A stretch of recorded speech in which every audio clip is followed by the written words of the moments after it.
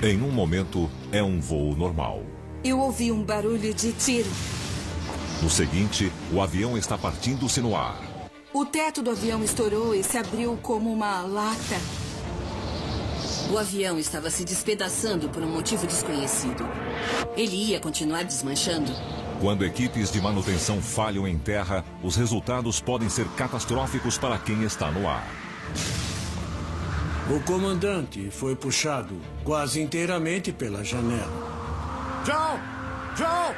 Por várias vezes, um erro aparentemente trivial no hangar de manutenção provocou uma tragédia no céu.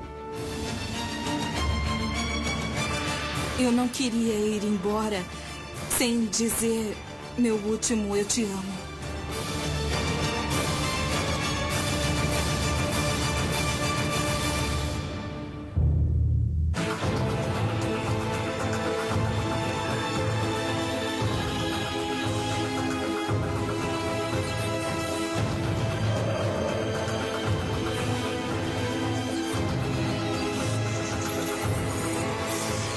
Catástrofes aéreas, erros de manutenção. 1º de abril de 2011. Phoenix, aeroporto Sky Harbor, Arizona. 118 passageiros estão embarcando no voo 812 da Southwest Airlines, rumo a Sacramento, na Califórnia. Uma dessas pessoas é a pós-graduada Shona Malvini, de 28 anos. Eu estudava na Universidade do Estado do Arizona e eu morava em Phoenix e meu marido em Sacramento. Então, a cada 10 dias eu pegava um voo da Southwest e ia para casa para ver meu marido. A Southwest Airlines é uma das maiores companhias aéreas do mercado doméstico americano e opera mais de 3.300 voos por dia. Ela é considerada uma empresa de baixo custo que se concentra em trechos curtos. Eles têm uma frota de 737s de várias gerações.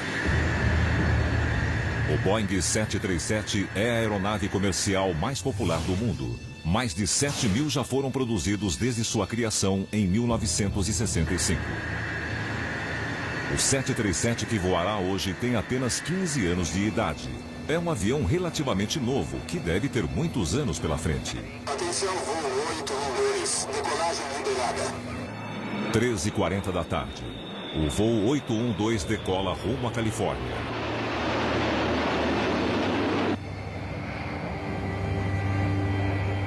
Eu fico bem à vontade no avião. Acho que eu vou umas 60 vezes por ano. Era dia da mentira. E eu sei que todas as histórias começam com era só um dia normal. E era mesmo, era só uma sexta-feira.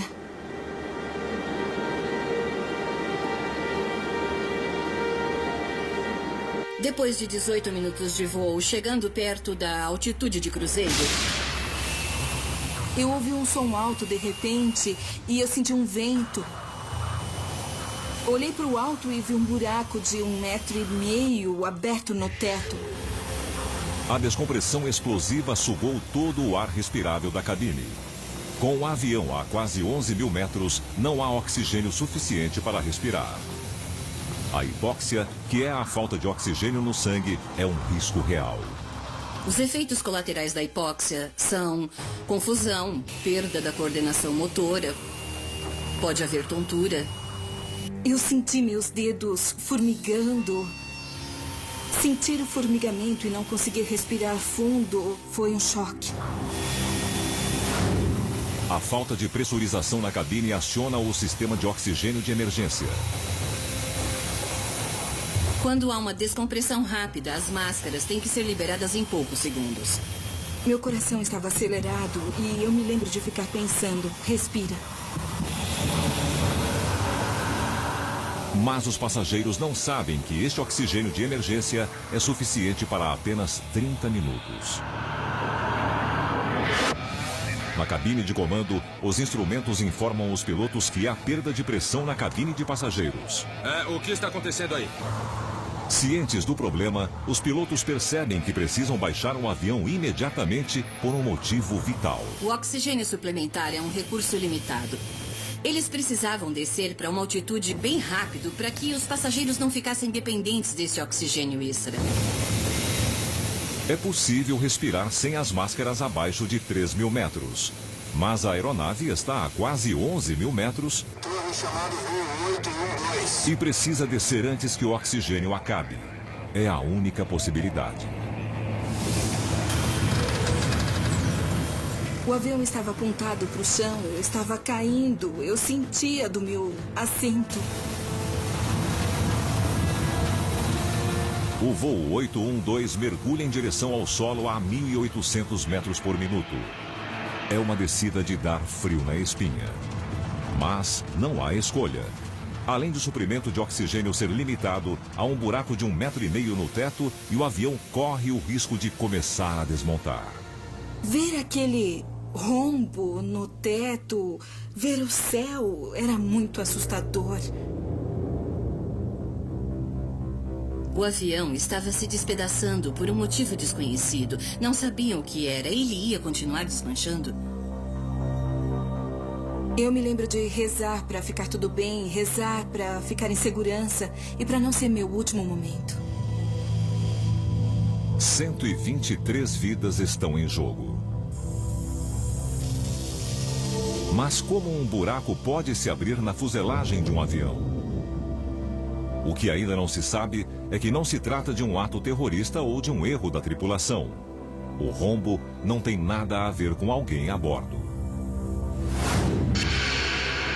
O problema já estava lá antes de a aeronave decolar.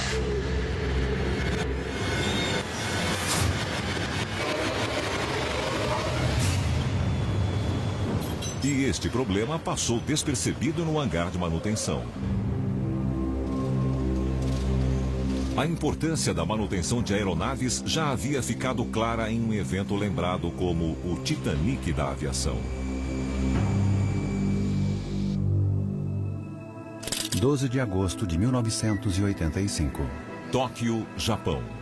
É o Festival Obon, um ritual budista para homenagear o espírito dos antepassados. Milhares de pessoas viajam para encontrar suas famílias. Uma destas pessoas é Ken Miyajima, de 9 anos. Ele vai encontrar com seu avô em Osaka, onde os dois terão um dia especial. O Ken estava indo para Osaka para assistir um torneio de beisebol. Ele estava viajando para ver um dos seus jogadores preferidos. É uma viagem emocionante. Mas Ken enfrenta um grande desafio para um menino tão pequeno. Ele viajará sozinho pela primeira vez.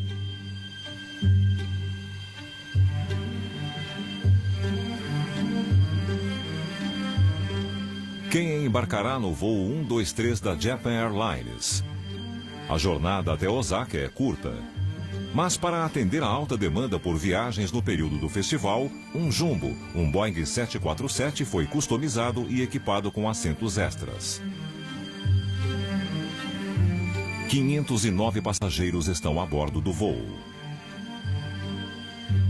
O plano era adaptar um Boeing 747 especialmente para o mercado doméstico japonês. É um 747 gigante comparado com o que vemos nas rotas internacionais.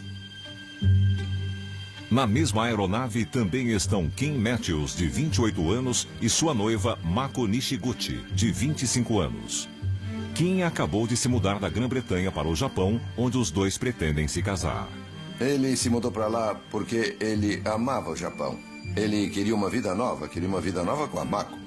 E o pai da Mako ofereceu um emprego como responsável de vendas na Europa. Eles iam começar a organizar os detalhes do casamento. Gravação amadora. 6h12 da tarde. A decolagem do voo 123 é captada por um cinegrafista amador. O avião saiu do aeroporto com um pouco de atraso e ia pegar uma rota sudoeste em direção a Osaka. No controle da aeronave, o copiloto Yutaka Sasaki. Ele foi treinado pelo comandante Masami Takahama, um piloto experiente da Japan Airlines. O engenheiro de voo Hiroshi Fukuda também está a bordo.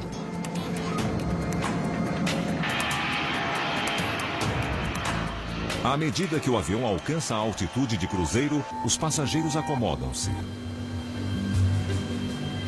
O Kim não tinha problema em voar. Eu imagino que nessa hora ele e a Mako estavam pensando na vida que eles teriam juntos. Depois de 12 minutos de voo, houve uma explosão. Há uma descompressão repentina na cabine e o ar é tragado para fora. Mas ninguém consegue identificar onde está a abertura. Alguma coisa explodiu. Ninguém sabia onde tinha sido a explosão. Não tem retrovisor nem nada do tipo num avião e os pilotos não conseguiam saber o que estava acontecendo. Tóquio, voo 1, 2, 3. Um pouso de emergência é autorizado em um aeroporto de Tóquio, mas baixar o avião será um problema. Estabilize! Não consigo! O que quer que tenha causado a explosão também danificou as linhas hidráulicas da aeronave. Controlar o avião está ficando impossível. Imagine tentar dirigir um carro com os pedais quebrados. Você não ia conseguir fazer muita coisa com o acelerador, o freio e a embreagem. O voo 123 está perigosamente instável. O avião começou a ir de um lado para o outro, parecendo uma cobra. Os passageiros a bordo vivem um verdadeiro pesadelo. Ken Miyajima, de 9 anos, e as outras pessoas a bordo estão a mais de 7.000 metros de altitude em um avião danificado. 524 vidas estão por um fio. Apesar do terror na cabine dos passageiros, um silêncio sinistro toma conta da cabine de comando.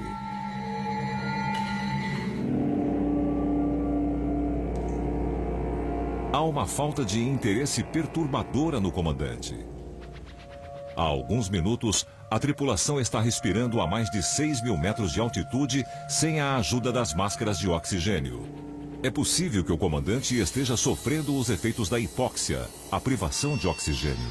A hipóxia pode levar a estágios que vão desde parecer bêbado a ficar inconsciente, mas ela também pode causar fatalidades.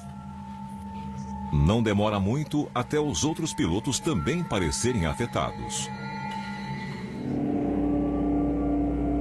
Acredita-se que basicamente eles estavam perdendo as funções, eles não conseguiam falar. Japan Airlines 123, vocês estão ouvindo? Por favor, respondam. Respondam, por favor. O voo 123 não dá respostas à torre de controle de tráfego de Tóquio. Em vez disso, o avião danificado, com seus pilotos paralisados, começa a serpentear em direção a montanhas cobertas por florestas. A aeronave prossegue em sua jornada irregular, mas fica abaixo de 3.000 metros, onde o ar é respirável. Finalmente, os pilotos podem restabelecer a comunicação, já que há oxigênio o bastante no ar. Por favor, responda! Vamos reduzir! Mas eles ainda têm o problema do avião sem os controles. De forma impressionante, eles encontram um meio de manobrar a aeronave usando as turbinas. Aumentando a potência nos motores esquerdos, o avião vira levemente à direita. E aumentando a potência das turbinas direitas, o avião vira à esquerda. É extremamente difícil alcançar este equilíbrio, mas os pilotos ainda acreditam que podem desviar das montanhas. Potência, potência! Agora! Levanta o nariz, potência! Seus esforços são inúteis. Os motores saem de sincronia e o avião começa a mergulhar em direção às florestas abaixo. Potência!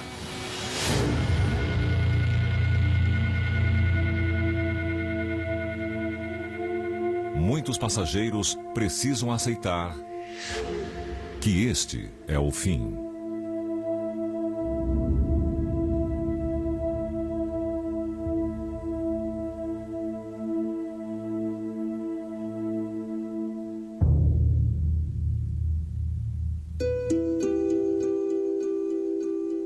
O voo Japan Airlines 123 cai em montanhas remotas, quase 100 quilômetros a noroeste de Tóquio. Mais de 500 pessoas perdem a vida no que ainda hoje é o pior desastre com um único avião da história. Ainda considerado desaparecido está Ken Miyajima, de 9 anos. A mãe e o pai dele foram até as montanhas, acreditando que o filho ainda estivesse vivo. Eles achavam que, de algum jeito, ele tinha sobrevivido, apesar do que os jornais diziam. Chegando ao cenário de devastação total, os pais de Ken compreendem a realidade.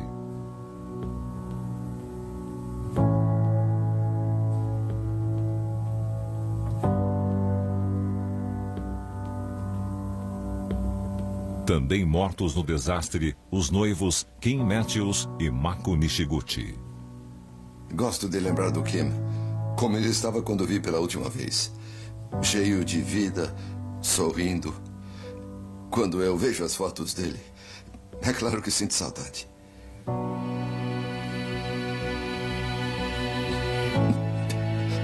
Tudo acabou.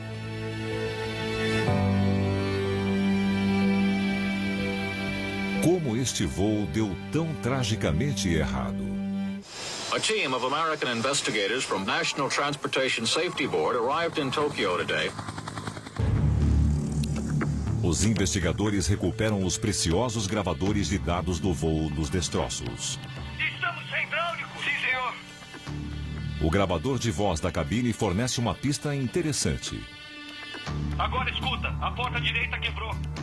A atenção inicial se voltou para uma das portas do avião. Durante os 32 minutos finais, houve uma conversa dizendo que tinha um dano na porta direita traseira da cabine dos passageiros.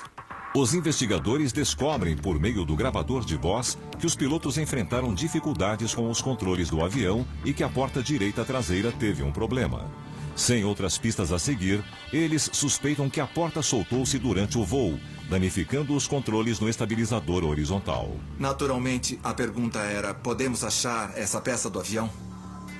Como a aeronave voou por mais 30 minutos depois que os controles foram perdidos, se uma porta realmente se soltou, ela poderia ser encontrada a quilômetros do local da queda. Mas não é o que ocorre. A porta é encontrada junto à fuselagem do avião sem sinal de que havia se soltado. Não acharam indício de que qualquer estrago na porta teria acontecido antes da queda. É claro que isso significava que precisavam achar outra coisa. Os investigadores voltam à estaca zero, mas não precisam esperar muito. Como biólogo, viajo pelo mundo aos lugares mais difíceis, pesquisando animais para entender melhor o seu comportamento. Nós surpreendemos essa fêmea enquanto ela se alimentava e ela nos deu um aviso. Neil McCann vai atrás dos maiores predadores da Terra. Para um crocodilo deste tamanho, nós somos a fonte ideal de comida. Grandes e Ferozes, nova temporada. Estreia quinta, 12 de fevereiro, no especial Quintas Ferozes do Discovery. As pessoas vêm para Nome atrás de ouro. Mas o que elas realmente querem é uma segunda chance. Mas para se redimir, precisa cavar fundo. Boa sorte para quem tentar. O clima vai esquentar numa das regiões mais frias do planeta. Dragar ouro é um trabalho perigoso. Ele está quase morto de hipotermia. Você é um idiota. Isso não é nada bom. A gente não devia estar aqui. Porque se você tomar decisões idiotas, você morre. Bem-vindo ao Mar de Bering. Tudo por Ouro.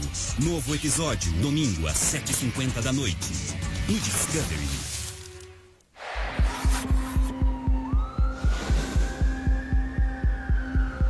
A batalha pela vida é contra o tempo.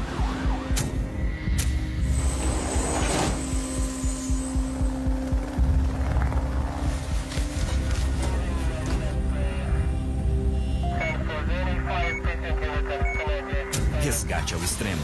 Novos episódios quartas, às 8h40 da noite. No Discovery. Riquezas do Gelo. Oferecimento Mitsubishi Pajero Dakar é 4x4. 4x4 é segurança.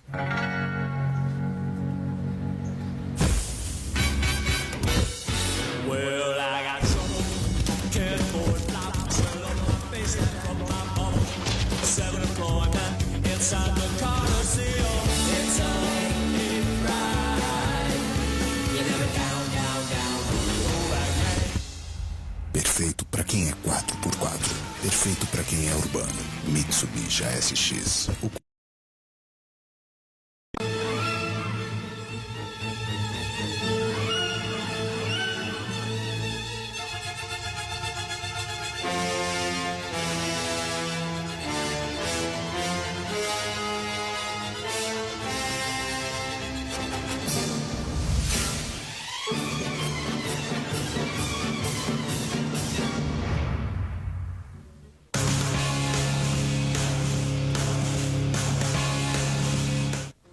Os investigadores fazem um progresso. 112 quilômetros ao sul do local da queda, uma peça-chave do quebra-cabeça é encontrada. Um pedaço do avião foi encontrado boiando numa baía na costa do Japão. E fazia parte do estabilizador vertical na cauda. O estabilizador vertical é encontrado na Baía Sagami, área localizada na rota do voo condenado, exatamente no ponto em que a explosão ocorreu. Os investigadores agora têm fortes evidências de que o estabilizador vertical soltou-se em virtude da explosão. Esta suspeita é logo confirmada. Uma foto do voo 123, feita por uma testemunha ocular, chega aos investigadores. Ela foi tirada momentos antes do acidente e é impressionante. O avião não parece normal. Fizeram uma análise e descobriram que mais de 50% do estabilizador vertical estava faltando. O estabilizador vertical é uma estrutura absolutamente fundamental em uma aeronave. Como ele poderia ter caído? Os investigadores aprofundam a análise do histórico do avião. Será que há uma pista nos registros de serviço? Começaram a analisar o histórico do avião, vendo se existia alguma coisa que fosse específica sobre ele. E descobriram que tinha se envolvido num acidente em 1978. É uma grande descoberta. 7 anos antes, o mesmo Boeing 747 envolveu-se em outro acidente. Quando a aeronave aterrissou após um voo de rotina, sua cauda atingiu a pista, o que danificou o anteparo de pressão traseiro. Esta peça é uma divisão hermética na traseira da cauda, projetada para impedir que o ar pressurizado escape da cabine. O estrago no anteparo foi tão grande que ele precisou ser remendado pelos engenheiros. Mas os investigadores descobrem algo muito perturbador. Quando o registro foi analisado, eles viram que o reparo não foi feito do jeito que deveria ter sido. Para fazer o reparo corretamente, a equipe de manutenção deveria incluir uma peça conhecida como chapa sobreposta entre as seções danificadas do anteparo e fixá-la com 3 fileiras de rebites. Mas não foi o que a equipe fez. Em vez disso, os técnicos usaram 2 chapas separadas, prendendo a da base com 2 fileiras de rebites e a do topo com apenas uma. Foi um erro de manutenção grave. Isso enfraqueceu a junta e estimaram que deve ter deixado a peça 30% mais frágil. Com as decolagens e pousos de vários voos, a cabine é pressurizada e despressurizada, o que causa uma flexão imperceptível na fuselagem. Se as juntas que unem as várias partes da fuselagem não estiverem firmes o bastante, esta flexão pode provocar o desenvolvimento de rachaduras. Eventualmente, alguma pressurização será demais e a junta irá romper-se.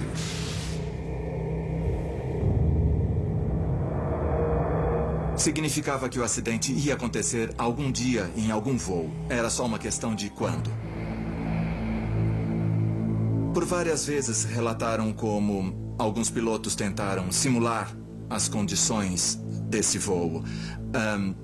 Todos esses relatos apontam para o fato de que, onde quer que tenham tentado, nenhum piloto conseguiu ou foi capaz de manter o avião no ar por 32 minutos. Na verdade, a tripulação do voo Japan Airlines 123 fez um trabalho incrível ao manter o avião voando por tanto tempo.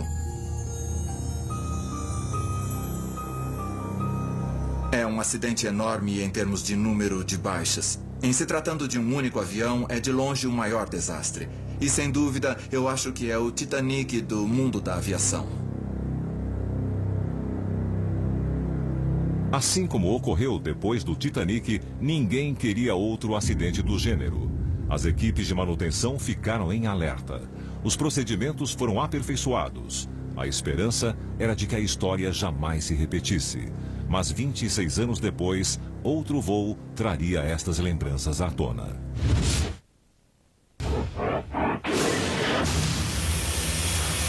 Um buraco se abriu na fuselagem do voo Southwest Airlines 812. O oxigênio está acabando.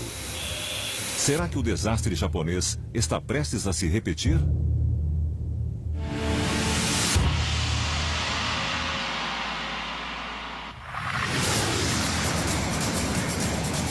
Em 1º de abril de 2011, o voo Southwest Airlines 812 está milhares de metros acima do deserto do Arizona, com um rombo no teto do avião. 118 passageiros estão a bordo. O maior medo deve ter sido: esse avião já está desmontando agora. Será que vai continuar desmanchando? A prioridade imediata é descer a 3.000 metros de altitude, onde os passageiros não ficarão mais dependentes do suprimento limitado de oxigênio. Eles estavam descendo o mais rápido possível. Declarando descida de emergência. Declarando descida de emergência. Para qual altitude? 3.000 metros.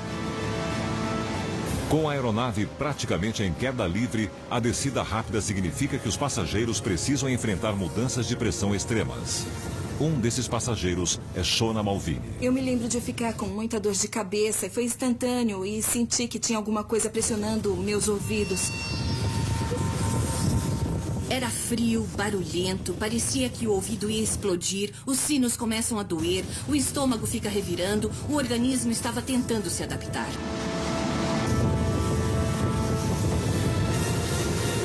Imaginar como ia ser se fosse o fim foi apavorante.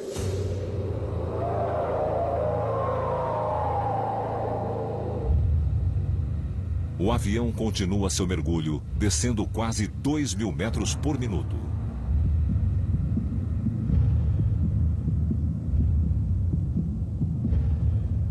Após mergulhar por mais de 4 minutos, ele começa a se aproximar de uma altitude segura. Finalmente, há oxigênio suficiente para os passageiros respirarem. Foi difícil me convencer de ficar calma e respirar normalmente.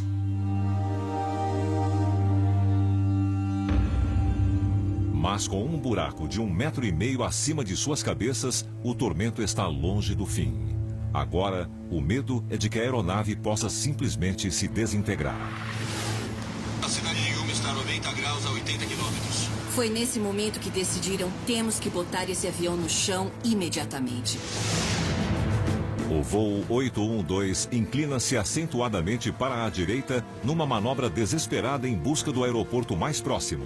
Os pilotos optam pela base aérea dos fuzileiros navais em Yuma, mas ela está a 80 quilômetros. Eu realmente achei que seria o fim.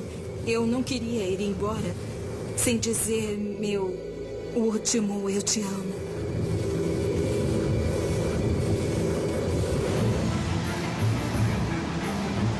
Eventualmente, depois de mais de 20 minutos agonizantes, os pilotos conseguem ver o aeroporto. A aeronave aproxima-se da pista. Ela precisa continuar inteira por mais alguns segundos.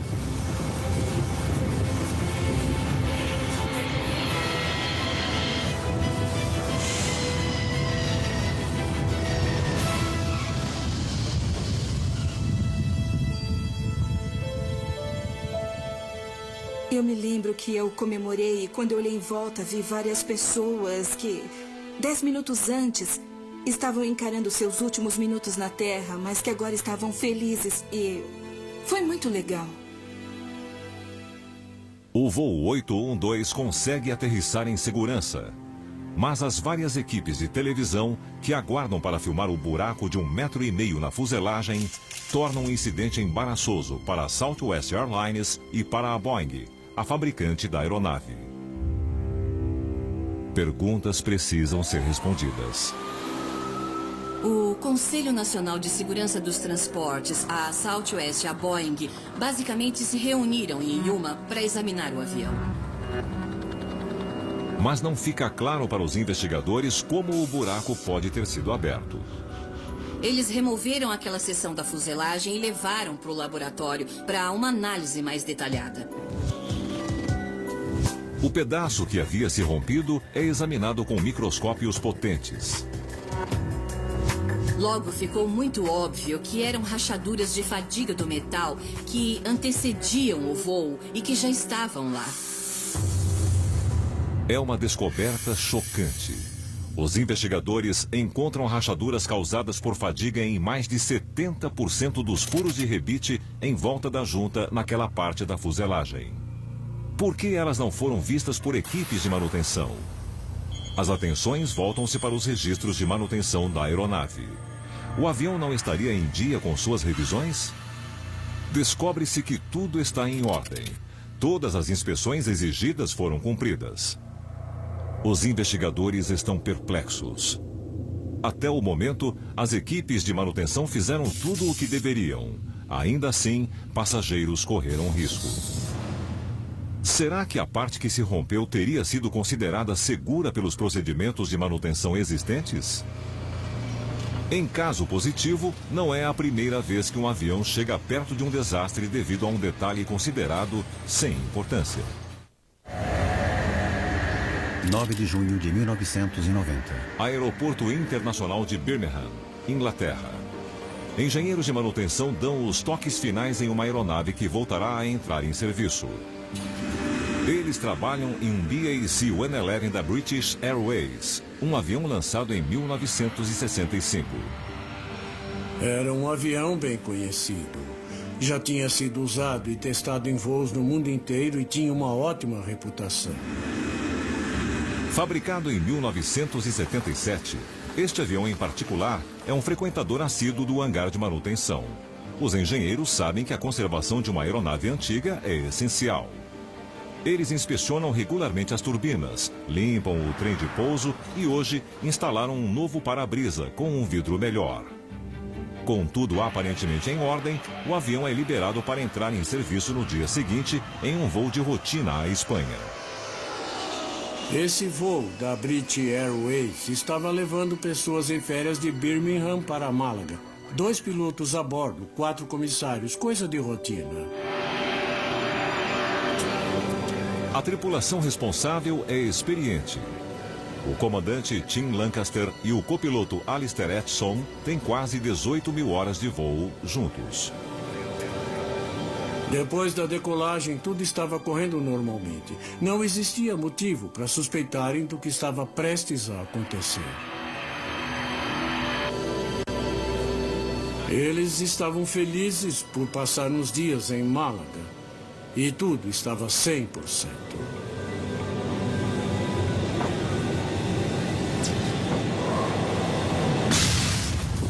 Uma explosão acontece na cabine de comando. O comissário de bordo, Nigel Ogden, corre para descobrir o que aconteceu e se depara com uma cena inacreditável. O para-brisa recém-instalado na aeronave soltou-se, sugando o comandante Lancaster quase completamente para fora. Somente suas pernas estão na cabine, presas nos controles.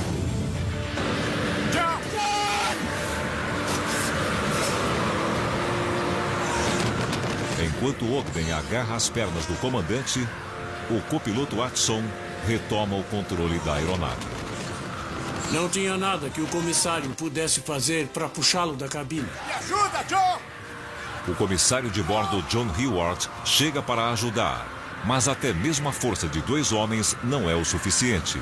Eles só podem segurar o comandante. 390, pedido... O copiloto contata o controle de tráfego aéreo e pede autorização para um pouso de emergência. Mas não consegue ouvir a resposta. Ele decidiu correr o risco e começou a descer de qualquer maneira sem autorização. Fiquem seus acessos ao cinto de segurança. O voo 5390 começa a mergulhar em vias aéreas de tráfego intenso, sem permissão. É uma aposta arriscada, mas eles não têm escolha. Além de a vida do comandante estar em jogo, os passageiros também correm risco. Com as turbinas do BA-C-111 dispostas na lateral da aeronave, se o comissário soltar o comandante, a tripulação enfrentará o impensável. Além de não ter chance de sobreviver, o comandante podia ser sugado pela turbina e danificá-la. Autorizado para pousar em Southampton. Voo 5390. Eu conheço bem Gatwick. Seria melhor em Gatwick. O copiloto recebe autorização para pousar em Southampton, mas ele não conhece o aeroporto. Ninguém quer o estresse adicional de ir para um lugar desconhecido. Mas Southampton está muito mais perto que Gatwick. Se puder me orientar em Southampton, afirmativo. Alistair Edson é obrigado a aceitar um aeroporto desconhecido. Há mais de 13 minutos, o comandante Lancaster está sendo submetido a ventos congelantes, 5 vezes mais fortes do que os de um furacão. Além de rajadas de vento de mais de 600 km por hora, temperaturas abaixo de 10 graus negativos. Era quase inconcebível que ele pudesse sobreviver. Toda esta provação também está cobrando um preço do comissário de bordo, Nigel Ogden. O comissário teve lesões causadas pelo frio nas mãos e nos braços.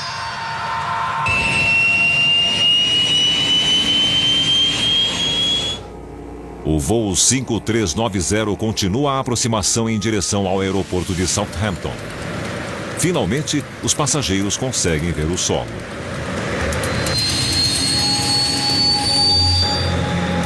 Mas na cabine de comando, o copiloto precisa lidar com outro problema.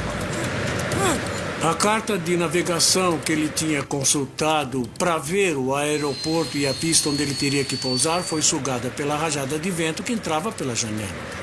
Sem carta de navegação ou outro piloto para ajudá-lo em um aeroporto em que nunca esteve, ele enfrenta a aterrissagem mais difícil de sua carreira. E não há margem para erro. Bem no fim da pista de Southampton, tem a rodovia M27 e alguns aviões já tinham ido parar lá.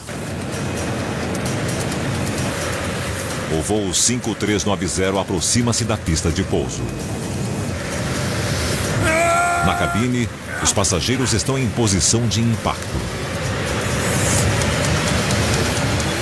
Edson tenta controlar os nervos.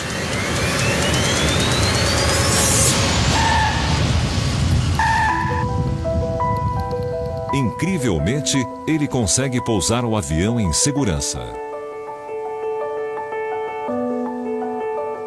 É um feito heróico de Edson. Serviços de emergência resgatam o comandante Lancaster. Inacreditavelmente, ele está vivo. Ele sofre apenas lesões pela exposição ao frio e pequenas fraturas nos braços. Esse acidente foi o único na história da aviação. Não é uma coisa que saiu da cabeça de um roteirista de filme catástrofe. British Airways wants to know precisely what happened in the air once the windscreen was blown out and what lessons should be learned.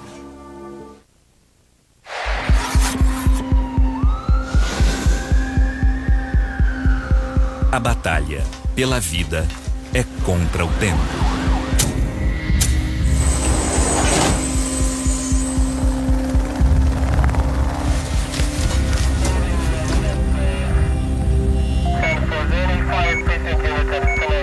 Resgate ao Extremo.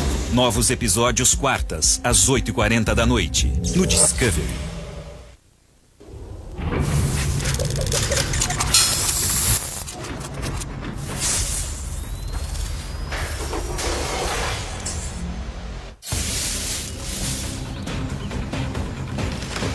Meu nome é Juan Soler, eu sou um explorador e aventureiro. Por 20 anos eu percorri todo o continente e descobri lugares incríveis. Mas tive várias situações de alto risco, que eu só consegui superar graças à minha experiência e ao meu conhecimento em técnicas básicas de sobrevivência. Agora quero dar algumas dicas que podem salvar a sua vida se você tiver que enfrentar uma emergência naquele momento mais inesperado. Hoje eu estou numa floresta de altitude. Como é um ambiente muito úmido, o tempo pode ser imprevisível. A montanha pode ser bastante perigosa por causa da altitude e do terreno acidentado. Quanto mais alto, mais frio. Isso aumenta o risco de hipotermia, congelamento e o mal da montanha. A capacidade de acender e manter o fogo aceso é um fator decisivo na hora de sobreviver. Os 3 elementos do fogo são oxigênio, calor e combustível. Uma vez que o fogo está aceso, você tem que ter combustível como madeira ou folha seca para manter o fogo. Agora eu vou ensinar como fazer fogo com papel metálico de chiclete e as pilhas da lanterna. O papel metálico vai servir como condutor de eletricidade e fonte de combustão. E a energia das pilhas vai ser a fonte de calor. Primeiro coloco as pilhas sobre um pedaço de papel metálico. O lado positivo fica para cima e o negativo para baixo. Corte o papel que sobrou em forma de borboleta e com ele faça um ponto de contato entre as pilhas. O calor vai se concentrar na parte mais estreita do papel metálico que vai acender a palha.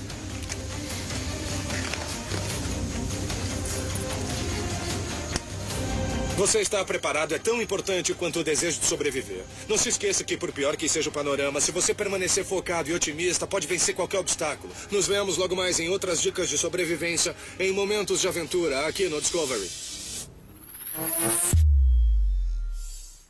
Como biólogo, viaje pelo mundo aos lugares mais difíceis, pesquisando animais para entender melhor o seu comportamento. Nós surpreendemos essa fêmea enquanto ela se alimentava e ela nos deu um aviso. Neil McCann vai atrás dos maiores predadores da Terra. Para um crocodilo deste tamanho, nós somos a fonte ideal de comida. Grandes e Ferozes, nova temporada. Estreia quinta, 12 de fevereiro, no especial Quintas Ferozes do Discovery.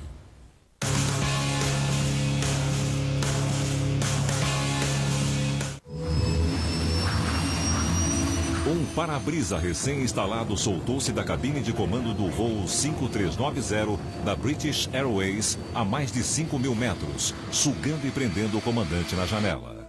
Graças à rápida ação do copiloto, todos, inclusive o comandante, sobreviveram. Mas os investigadores querem saber como isso pode ter acontecido. O investigador de engenharia Stuart Cullen chega à cena. Eu nunca tinha visto nada parecido com esse acidente. Minha primeira reação foi ir até Southampton para poder examinar o avião. Ele inspeciona os registros de manutenção da aeronave. Ele percebe que o para-brisa que se soltou havia sido trocado 24 horas antes. Eu precisava saber se tinha alguma coisa errada com a moldura da janela. Após ter caído em um campo a 80 quilômetros do aeroporto, o para-brisa e a moldura são encontrados. A janela foi encontrada em um campo em Oxford e ainda tinha alguns parafusos presos. Ficou claro que o estrago na janela foi tanto que os parafusos cederam sem resistir muito. O problema não é na moldura da janela. Os parafusos eram menores em relação ao diâmetro. Alguém usou os parafusos errados. Então o foco passou a ser o engenheiro de manutenção que instalou o para-brisa. A próxima parada é o aeroporto de Birmingham, onde a aeronave havia passado por manutenção. É preciso encontrar o engenheiro. O para-brisa tinha sido colocado pelo engenheiro de manutenção de plantão no turno da noite. E eu precisava falar com ele. Esse homem era um engenheiro de manutenção respeitado e estável. Então nós revisamos as circunstâncias em que ele tinha feito o serviço passo a passo. A empresa tinha um sistema em que o funcionário olhava um catálogo de peças ilustrado, anotava o número do item que queria e se dirigia até uma gaveta, que tinha o número correspondente à peça. Mas o gerente de manutenção não usou esse sistema. Eram 3 horas da manhã quando ele assumiu o trabalho. Ele decidiu usar um dos parafusos originais da aeronave como referência, ignorando o catálogo oficial de peças do avião. Ele comparou os parafusos só olhando e ficou satisfeito, achando que eram os parafusos certos. Mas ele está enganado. Os parafusos escolhidos são 0,6 milímetro mais estreitos que o ideal. É um erro minúsculo, mas decisivo. E isso foi chocante, porque toda a base da segurança de um avião depende do manual de manutenção. Estava claro o que havia acontecido com o voo 5390 na viagem de estreia dos novos parafusos. À medida que a aeronave alcançava a altitude de cruzeiro, a mudança na pressão atmosférica exercia forças extremas no novo para-brisa e em seus parafusos infimamente mais estreitos. E quando o avião chegou a 5.200 metros, os parafusos não resistiram a estas forças. Pouco mais de meio milímetro quase fez a diferença entre a vida e a morte do comandante Jim Lancaster e dos passageiros do voo 5390. O acidente soa um sinal de alerta nas equipes de manutenção ao redor do mundo. A mensagem é clara. Independentemente do tamanho, uma peça de avião jamais pode ser negligenciada para que a aeronave continue voando em segurança. 21 anos depois, o voo Southwest Airlines 812 ganha os céus. Os passageiros são submetidos a um tormento quando a fuselagem do avião é rompida a quase 11.000 metros de altitude. Rachaduras causadas por fadiga são encontradas na seção da fuselagem em que o buraco foi aberto.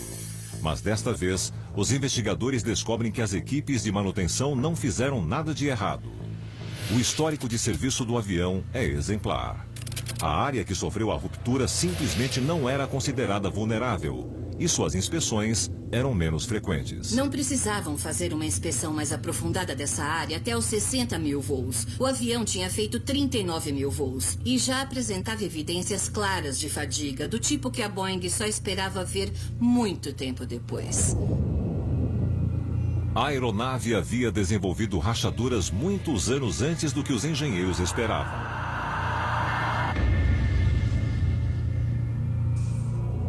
Agora, há uma grande preocupação. O 737 é o avião mais popular do mundo e há milhares deles em serviço ao redor do planeta. A mesma falha estaria prestes a ocorrer em outros? A Boeing publicou uma diretriz de aeronavegabilidade para os 737s antigos, dizendo que eles precisavam de testes e de inspeção. Voos em todo o mundo são cancelados enquanto os 737s permanecem em solo para inspeções. As notícias ficam piores. Rachaduras são encontradas na fuselagem de outros 5 737s antes do esperado. Esse avião que teve o buraco na fuselagem foi só o primeiro. Os outros 5 eram acidentes prestes a acontecer.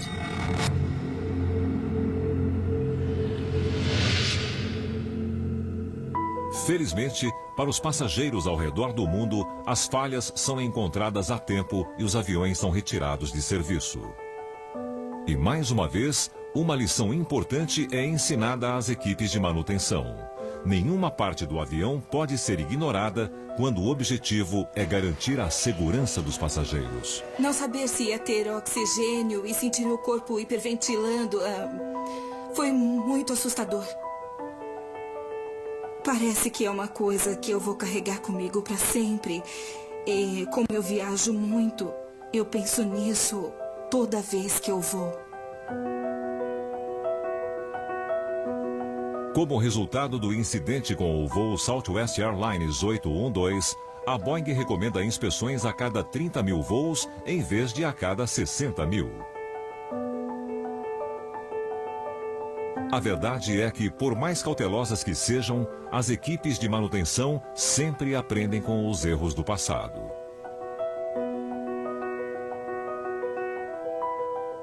Os futuros passageiros podem apenas esperar que, da próxima vez, os riscos sejam descobertos no hangar de manutenção e não no ar.